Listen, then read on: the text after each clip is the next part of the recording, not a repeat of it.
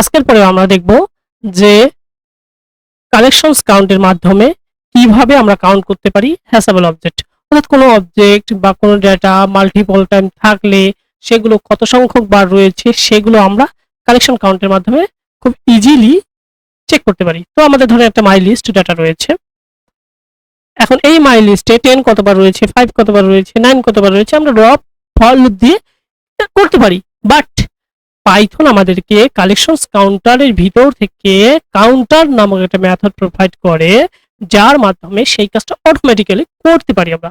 কেন আমরা for loop use করব যদি আমাদের পাইথন প্রিডিফাইন্ড ফাংশন দিয়েই ফেলে? তো আমরা সেটা দেখি। ধরুন কাউন্টার একটা ভেরিয়েবল নিলাম, কাউন্টার ইকুয়াল, আর আমরা প্রথমেই কালেকশনস থেকে কাউন্টারটাকে ইম্পোর্ট করে নেই। এর জন্য ফ্রম কালেকশনস এখানে চলে আসছে ইম্পোর্ট কাউন্টার, এখানে চলে আসলো এবং এই কাউন্টার থেকে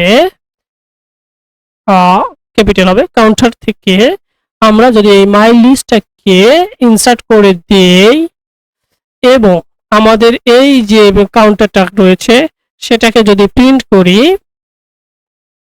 তাকে প্রিন্ট করব, এই যে কাউন্টারটা রয়েছে সেটাকে প্রিন্ট করি, তাহলে আমরা দেখতে পারবো counter is not defined.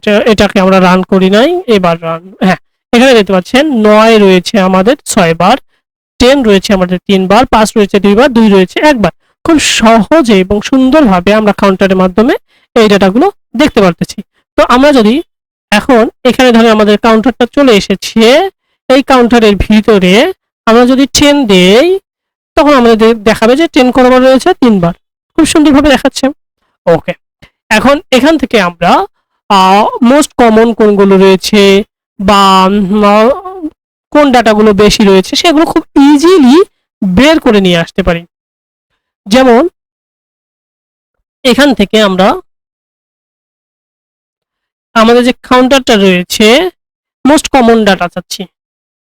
Most common কয়টা ডাটা নিব? একটা ডাটা, দুইটা ডাটা, তিনটে ডাটা, আমরা সেটা ডিফাইন করে দিতে পারি। Most common equal counter dot, এই দেখেন কাউন্টার ডট মোস্ট কমন আমাদেরকে একটা মেথড প্রোভাইড করতেছে। দুইটা ধরেন আমরা নিলাম, মোস্ট কমন দুইটা ডাটা নিলে আমাদের কি কি ডাটা হচ্ছে আমরা একটু পরে আর কোডটা রান করি। এখানে দেখতে পাচ্ছেন যে 9 এবং 6 আমাদের 9 কটা রয়েছে, 6টা রয়েছে, 10 কটা রয়েছে, 3টা রয়েছে। বাট আমাদের মোস্ট কমন হচ্ছে 9 এবং 10, সেটা খুব সুন্দরভাবে আমাদেরকে বলে দিচ্ছে। তো 2 দেওয়ার কারণে দুইটা সংখ্যা রয়েছে, 1 দিলে একটা সংখ্যা আসবে, এটাই।